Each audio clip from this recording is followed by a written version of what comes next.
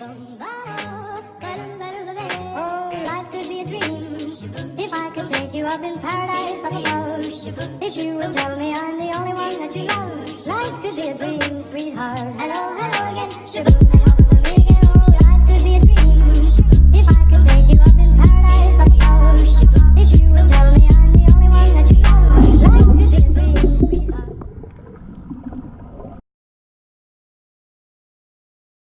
Pockets loaded, rocket loaded, can't let's rock and roll this. Time to go, lock, stock, and two.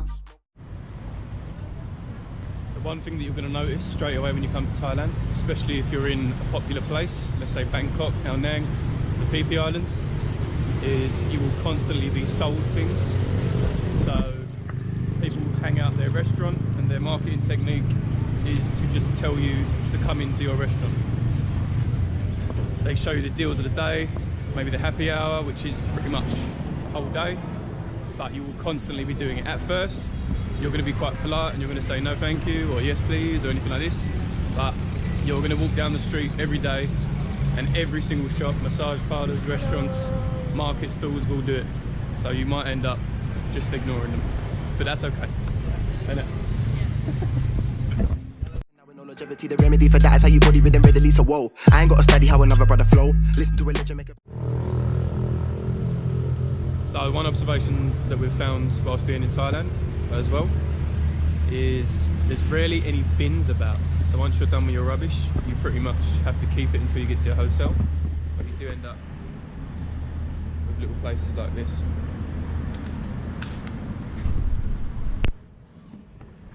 Surprisingly though, especially during Bangkok and Khao Nang, you rarely see things like that, and the streets are actually quite clean, which is a surprise to us because obviously in London there's bins everywhere and people still don't use them, but here there's hardly any bins apart from your hotel or maybe in 7-Eleven, but it's actually really clean, especially the beach.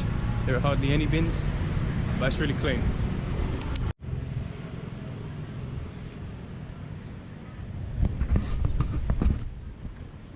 The only thing you might see in ways of bins sometimes is bin bags attached to trees, and they're normally for the market traders.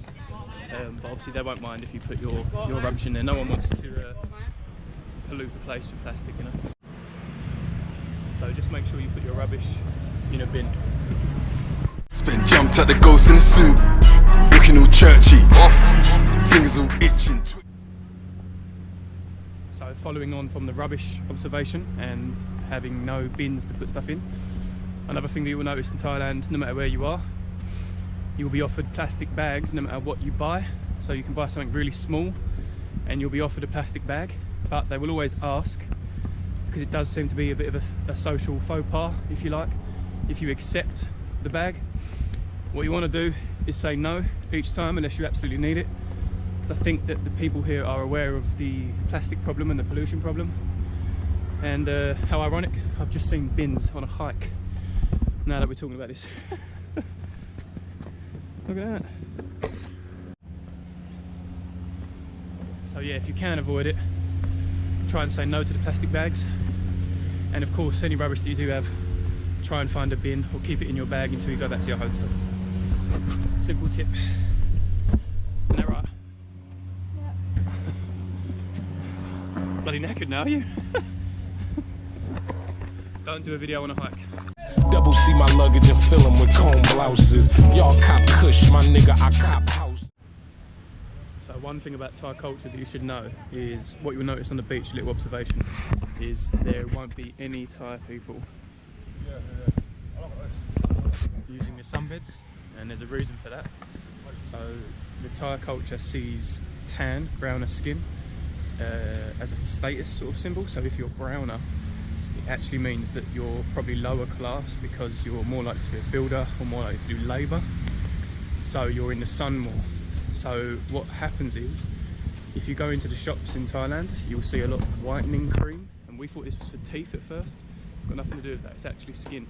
So the opposite of England, where you strive to get a tan and you have oil, Thailand has whitening cream. Whitening face cream, whitening sun cream, whitening skin cream, specific ones for men, specific ones for females. It is nuts, absolute nuts. So they don't want a tan, they would rather be pale to increase their status. It's bizarre. I got a black ski mask, but I don't ski, but I snowboard, dash an MC off peak. If one of you try violate me, you get a punch.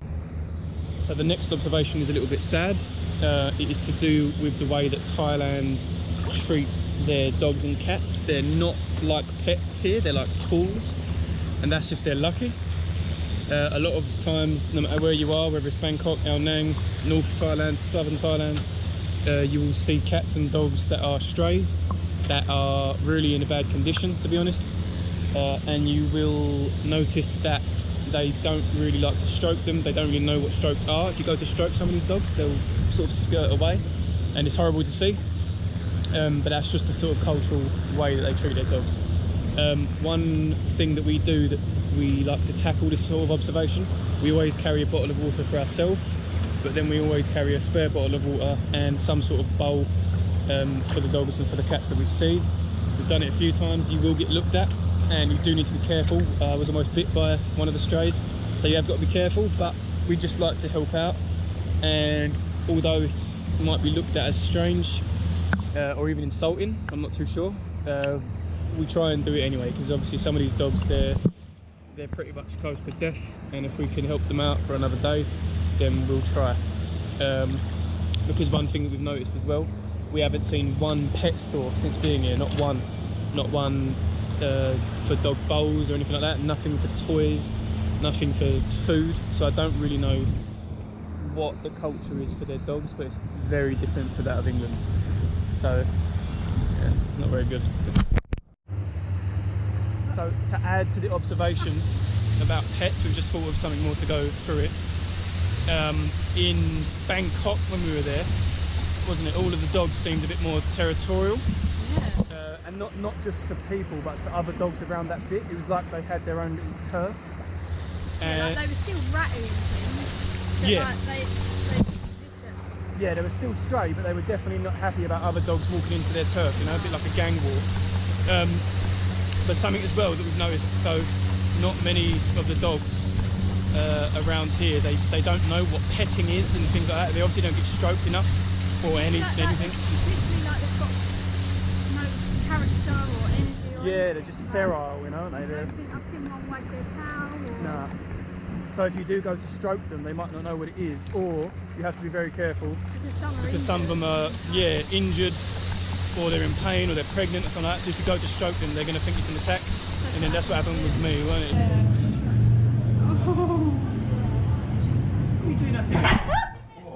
Yeah, the other day we were trying to help another dog, give him a bit of water, and he literally went for my hand. So you do have to be careful. They're not the same as England, no matter how much you want them to be. And I make a man feel hostility, like Ghetts man, they got the artillery. Send man straight to the cemetery. Okay, so the next observation. So, one thing we've noticed is that children seem to work from a very young age. We've noticed some in restaurants, some in the market stalls, and what happens is they seem to finish their school, come back, and they seem to do their work with their parents. So it's a very good thing in a way. But what you'll notice as well is that a lot of children are doing their homework really late at night, while the other person, parents I suppose, are working.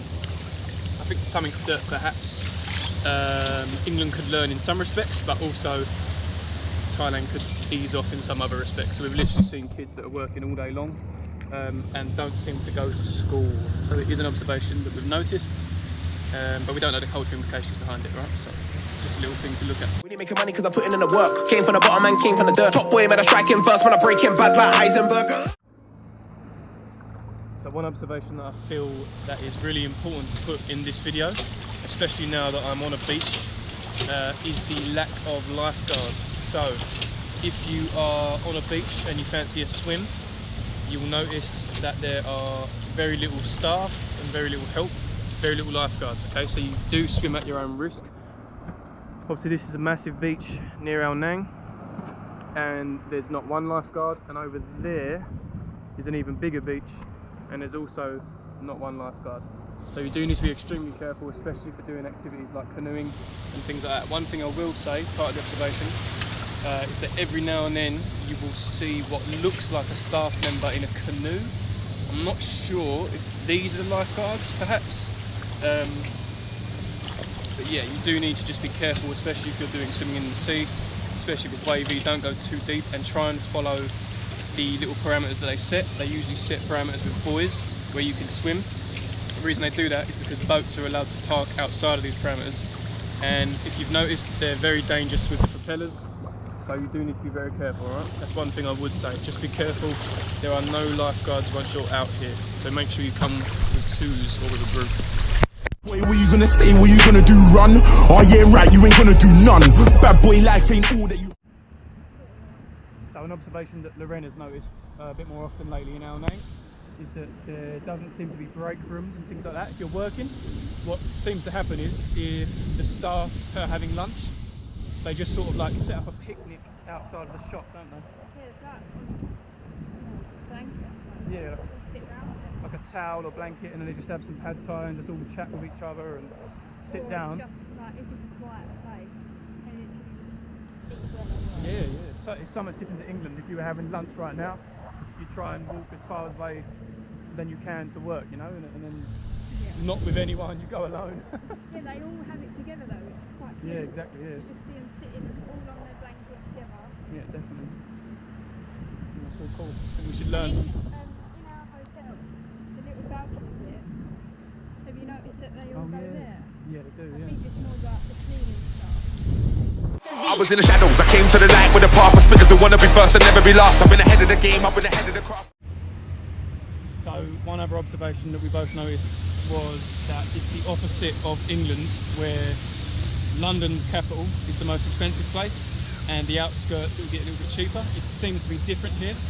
Bangkok is actually a lot cheaper than southern Thailand. So when we was in Bangkok, you can get a pad thai for what, about 50 baht, drinks about 10 baht for a can of Coke. When you come to southern, everything's a bit more expensive. So the average would be about 70 baht for pad thai, going up to probably about 120, 150 if you go to a proper restaurant. And a can of drink, probably about 15 to 20 baht depending on where you go. So bear that in mind if you are travelling to different parts of Thailand. North seems to be a lot cheaper, south seems to be a lot more expensive. So following on from that, in the north of Thailand, in Bangkok where we went, a classic technique was the barter. So if someone said, no, this vest is 200, you say, no, 100, and then you buy it for 150. What we noticed in the PP Islands was that if you tried to barter, it was a little bit more of an insult. The price was fixed, and that's that. As well, going back to the price, in Bangkok the markets were a lot more cheaper than what they are here. It's still dirt cheap really when you compare it to England, but you start to get used to the prices in Bangkok, and then when you get down to like South Thailand, you start to become a bit more stingy. You're like, I'm not paying £1.50 for a whole burger and chips, no way. So you need to bear that in mind, especially if you think that you're going to eat market food a lot. Brace yourself, I take you on a trip down memory lane. This is not a rap, or I'm slinking crack or move. Another small observation and a safety tip, if you like. In Thailand, the zebra crosses do not mean the same as London. In London, the pedestrian has the right of way. If a pedestrian is at a zebra crossing, the car must stop and you must cross. Here, no one cares about that. So I don't know. No safe place. I think you should cross at the zebra crossings for insurance purposes if anything does happen, but it does not work the same way. If you wait there, you sort of have to be a bit bossy and risk it. Yeah, exactly. Just step in the road after you think there's a gap and then wait in the middle of the road. Mopeds will not stop for you. Some cars will, some cars won't. Yeah, if someone's going to stop, then 9 times out of 10 it is a car. Yeah, the cars. Yeah, so maybe the mopeds don't have to follow those rules. We're not sure, but definitely keep an eye out when you cross. Don't be an English person and just assume they're going to wait for you and just step out. Don't do that. Make sure you wait and give it enough time. Be vigilant. When my flow is crazy, I can switch that amazing. For example, I could be like, ain't nobody fucking with a Dicky when he get. So one thing you may be aware of already is Thailand is absolutely massive with their mopeds and things like that, but you can rent them without any experience of driving one before. You only need proof of a passport. So you need to be extremely careful because they're very cheap to rent. I think it's about 200 baht for an hour, which works out about £4. So these are the sort of stuff you'll be driving. But the rules on the road here seem completely different. So you need to make sure you know what you're doing.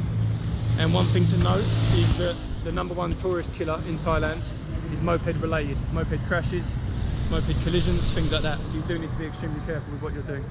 Rip up and ravage, make it a habit to damage. Whole lot of baggage, you will not manage. I'm the full package. Why did they talk like I am not? Okay, so the last observation, 7-Eleven behind me is everywhere in Thailand. Doesn't matter where you are, if you're in Bangkok, if you're in Koh Phangan, if you're in the islands, if you're on PP, 7-Eleven is absolutely everywhere. And this is the equivalent of a kind of Tesco Express, if you like, or an Asda's, something like that. 7-Eleven is the convenience store everywhere. There is literally 3 down this one road within about 200 metres apart. So you will never need to never need to walk far if you need a water or a drink or food or anything like that. So it's always good. 3 wheel ups and I roll, that means I'm a direct route boy. 2 yaps on my own, that means. So the health and safety is insane here. Take a look at that.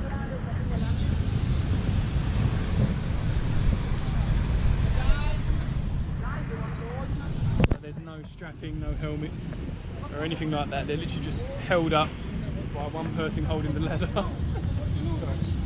No worries. There's no high vis, anything like that. And we've noticed it quite a few times with, there was building, weren't they, the other week?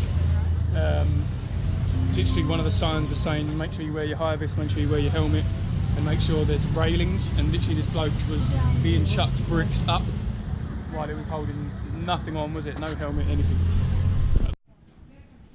Try and give Gary a heart attack. Got no health and safety here whatsoever. Literally just soaring. But we all so spoiled now. More life, more everything. Must've never had your phone tapped. So an observation that will become very apparent as soon as you land in Thailand is Thailand is very religious. So whether you're north or south or in the middle somewhere, it's very religious. In every hotel lobby, every little corner, there'll be some sort of shrine depending on what the main religion is in that area.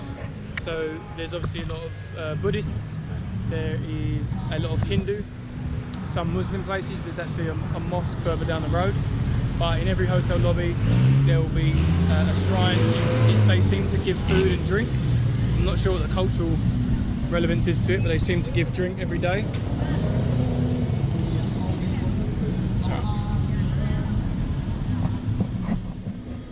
It's a really cool part of the country, to be honest. So especially in Bangkok, you'll see a lot of temples if you get the chance, but there's religion everywhere. So for example, this is our hotel lobby.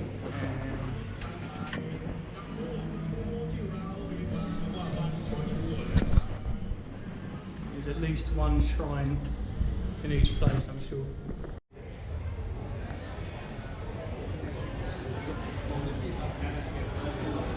So this is in the airport, and this is their king. So following on from the religion fact, they also love to, I don't know if worship would be the right word, but to praise their king and queen.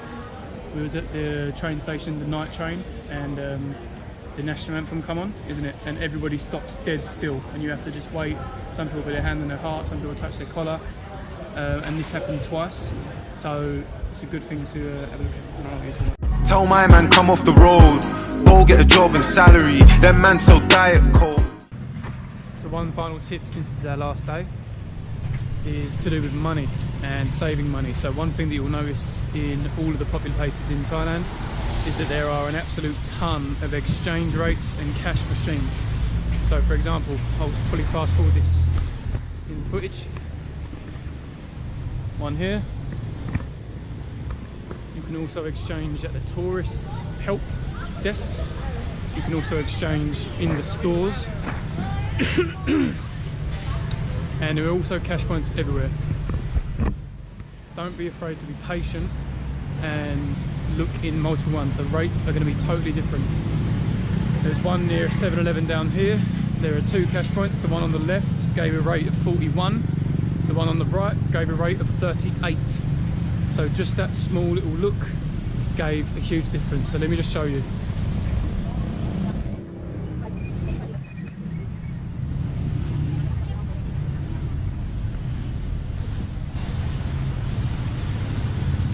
here.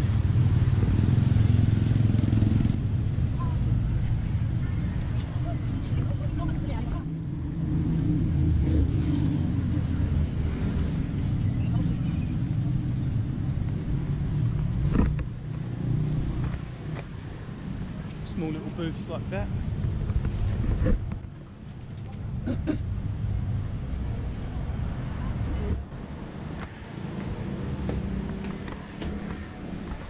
There are also cash points like that, and this is just one side of the road, and that was about 200 meters away.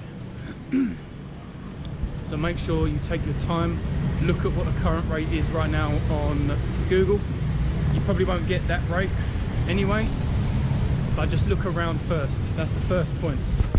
The second point is try and take out enough cash to last, because the cash points all charge around about 250 baht to 500. So you're looking, each time you take out money, whether it's a tenner or whether you're taking out £500 worth, you're going to be charged £6 up to £12 each time. A couple of people on our tour, they were taking out about £50 worth each night, and of course on top of that they're also spending their £6. We didn't bother with that. What we did was exchange about £500 worth, and that would have lasted us anywhere between, you know, well, if you're drinking every night, then maybe 1 week, but £500 can get you a long way here. So make sure that you're considering that in your budget whenever you do things like that. If you're coming from the country straight to Thailand, I recommend bringing at least the equivalent of around £500 worth if you're staying here for the month, and then you can bring another £500 worth. You can take that out once you're here. That's the best way of doing it. You'll save a lot of money in that meantime. We'll also be making a video in the future to do with saving money in Thailand. There are multiple ways, and I'll link that probably in the description once it's here, or I'll annotate it around here somewhere. Make sure you look out for that. Guess what I'ma never do? Show so much respect to you that I feel like we're friends, so now we're no longer competitors. So this Thailand observation will be more like a bonus for most of you. If you see a shop that says happy hour, don't be confused. It probably isn't for 1 hour. It probably is for the entire day. One thing that we've noticed, especially in Ao Nang, is that they have happy hour, and it literally lasts from 8 AM till about 11 PM. So the price, maybe 100 baht for a cocktail, happy hour, that's what it will be for the entire day. So don't get confused, and enjoy your drink. I got realness, I just